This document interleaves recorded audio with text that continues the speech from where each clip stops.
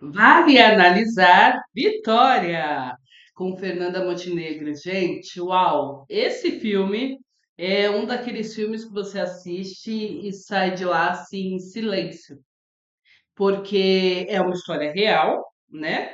Mas para além de ser uma história real, você sai em silêncio porque é forte, muito forte. E ele traz justamente essa poesia. Sabe aquela flor que nasce em meio ao asfalto? É como se fosse assim, esses personagens e essas falas e essas não falas, esses silêncios que a gente observa ao longo desse filme. Eu vou tentar não te dar tantos spoilers, mas como você já sabe, aqui a gente analisa por uma questão, por um viés psicanalítico, a vertente, né, de cada um dos personagens, e a gente tenta se aproximar aqui do que efetivamente nós faríamos na nossa vida. Porque, afinal de contas, não adianta só a gente ficar no lúdico. Na verdade, a gente usa o lúdico como ferramenta para aprender e para entender como nós funcionamos no fim das contas. Afinal de contas, é isso. A arte ela tem esse poder, né, de nos transferir, de nos levar para outra dimensão e, afinal de contas, é a partir daí que a gente consegue desenvolver.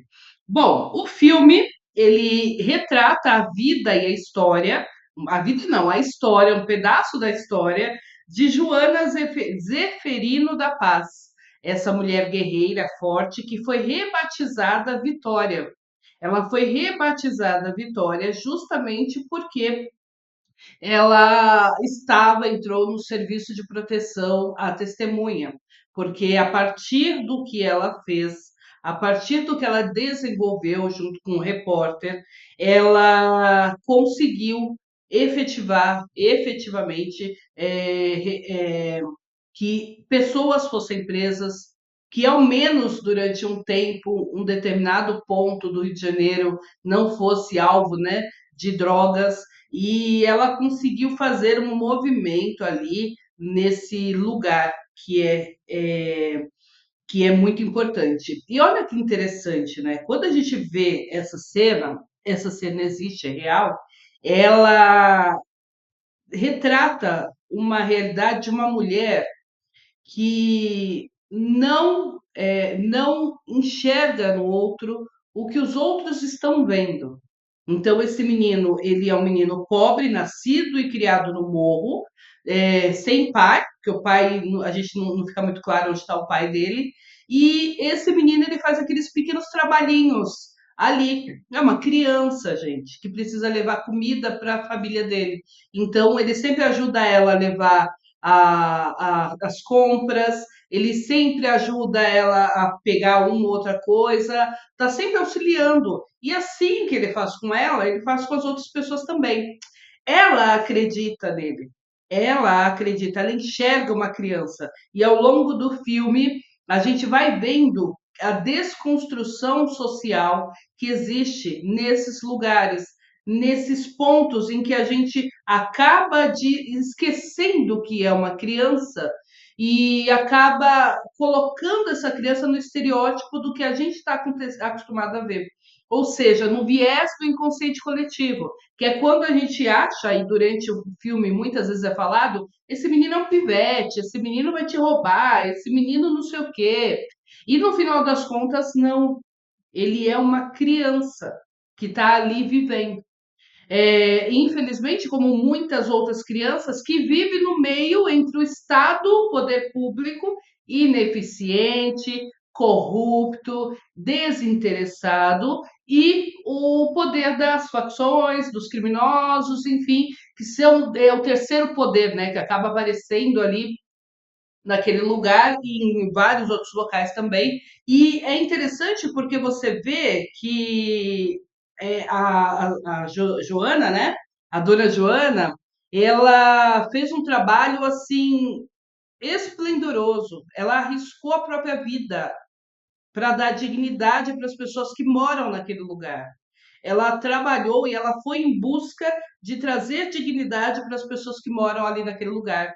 E como é interessante o quanto que a gente vai se moldando, né? Vai ganhando a forma daquele lugar. Você vê, tem uma reunião, tem duas reuniões de condomínio nas quais ela se faz presente ali, não só de corpo presente, mas se faz presente efetivamente como uma moradora e como uma pessoa.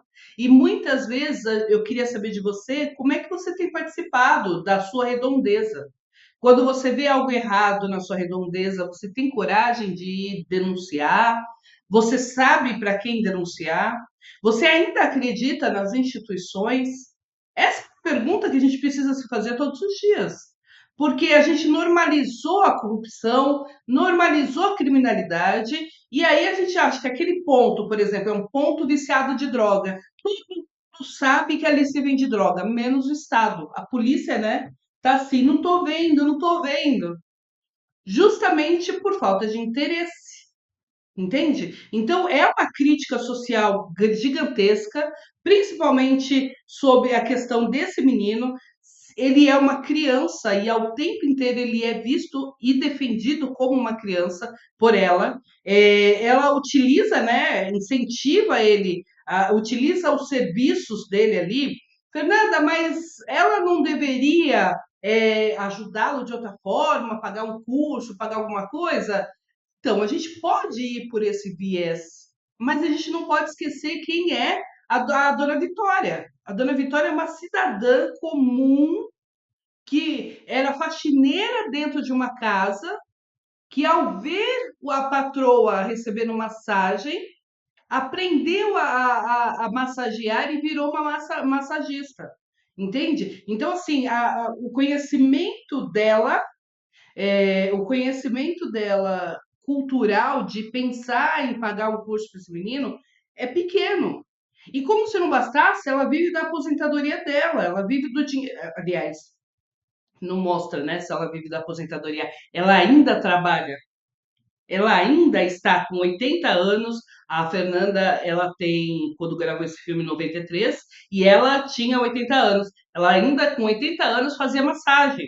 Ia nas casas, pegava ônibus, ia nas casas fazer massagem. Então, ela vivia com o dinheirinho dela, daquilo que as pessoas contratavam ela, percebe? Então, não dá para a gente olhar uma pessoa que está ali dando uma esmola, uma pessoa que de repente está ali pagando o menininho empacotador, o menininho que está carregando as coisas. Não dá para, sabe? A crítica não é pura. Ah, eu vou olhar essa cena e vou pegar esse recorte e criticar o recorte. Não dá para criticar só o recorte, percebe? Não dá.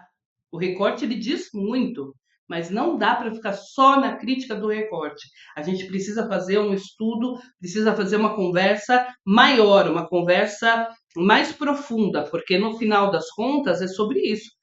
Sobre como que a gente se comporta no meio de tudo, né? No meio de todo mundo. Aí, se você não parar para dar like agora, ai, meu amorzinho aqui vai reclamar. Então, por favor, já se inscreve no canal, já dá like, já coloca seu comentário aí, que eu quero ver para a gente poder pronunciar, tá bom?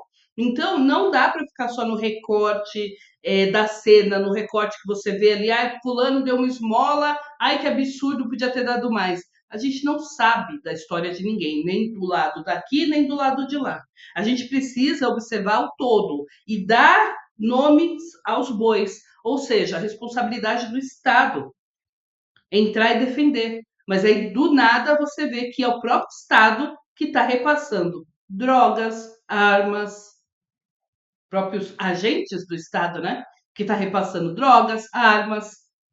Gente, se você parar para verificar, ah, tem lugares aqui em São Paulo que você passa, não tem sinal de celular, mas na cadeia tem. Todos os dias alguém é aplicado, alguém recebe um golpe da cadeia.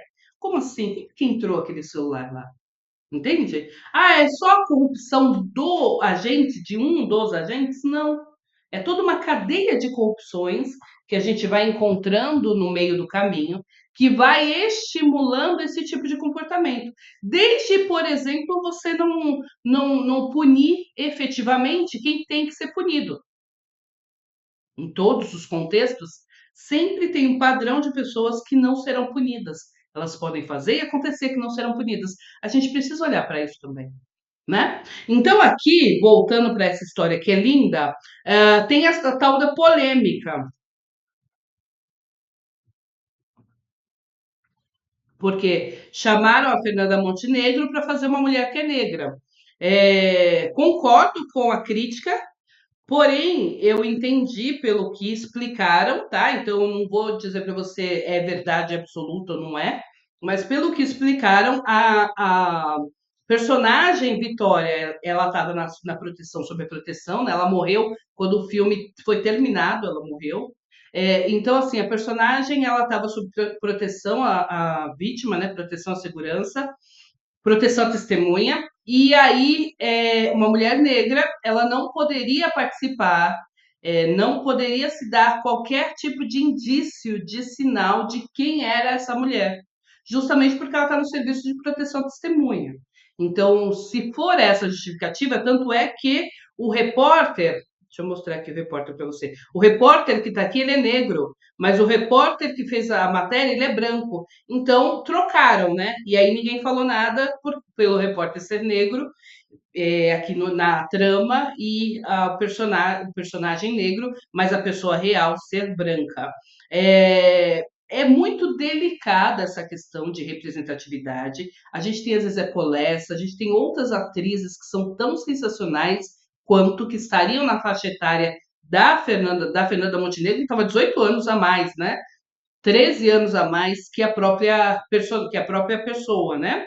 Então, assim, que a própria personagem. Então, de fato, mas é a Fernanda Montenegro, entende? Então, assim, como é a Fernanda Montenegro, a gente se encanta pela arte, pela obra, mas se for essa a justificativa para terem chamado para o elenco uma mulher branca, um ator negro, para proteger as pessoas que estavam ali envolvidas, aí tudo bem, né? A gente compreende, porque quanto menos puder fazer uma identificação daquela pessoa, uma vez que ela denunciou ali, tipo, trilha, né? Ela denunciou sargentos, ela denunciou policiais, ela denunciou o próprio traficante, os próprios traficantes. Então, assim, ela denunciou um monte de gente grandinha ali que pode, de repente, estalar o dedo e ela morre. Então, de fato, se for para proteger a identidade dela, foi feita uma escolha e essa escolha foi bem feita porque você mudando as cores, né, a raça das pessoas, a etnia das pessoas, você dificulta o acesso a essas pessoas diretamente, né? Então, essa, na minha opinião, se for essa a questão, eu passo pano, é assim que fala? Passo pano. Se não for essa questão, aí não tem muito o que falar, porque realmente, né, é, a gente precisa trabalhar e batalhar pela representatividade. E quando se trata de personagens fictícios, você escolhe a etnia que você quiser, sabe? Quando se trata de personagens reais, você tem que retratar a personagem real, né? Então, nesse caso, a polêmica ela não se consolida se for esse o fato de que queriam proteger ainda mais ela, porque ela é uma senhora de idade, que realmente, né, corria risco de vida, mudou de identidade, mudou de cidade, enfim, é por isso, tá bom? Outras questões aqui que eu quero trazer para você. A crítica, então, social, a crítica engraçada, a Linda Quebrada, ela participa como uma mulher, e ela é uma mulher trans, e em momento nenhum é trazido isso. Então é muito legal que tenham trazido um personagem que não cai no estereótipo da mulher trans de filme, né? Que seria aquele estereótipo que fica no inconsciente coletivo, não cai nesse estereótipo, e é uma mulher comum, cabeleireira, trabalhadora, que tem aí a vida dela, que está seguindo o caminho dela, é uma mulher, sabe? Então é muito legal quando a gente vê que o filme se preocupa em retratar uma pessoa como sendo pessoa e não só como sendo aquilo que ela de repente foi conhecido, ou aquilo que de repente foi, né, dito, enfim. Então ficou muito bonito essa sensibilidade, né, do roteiro de não identificar uma pessoa como sendo essa pessoa e ponto. Em relação a esse menino, essa crítica social, ela é muito bonita, porque a gente precisa ver qual é a nossa responsabilidade na sociedade que a gente está gerando.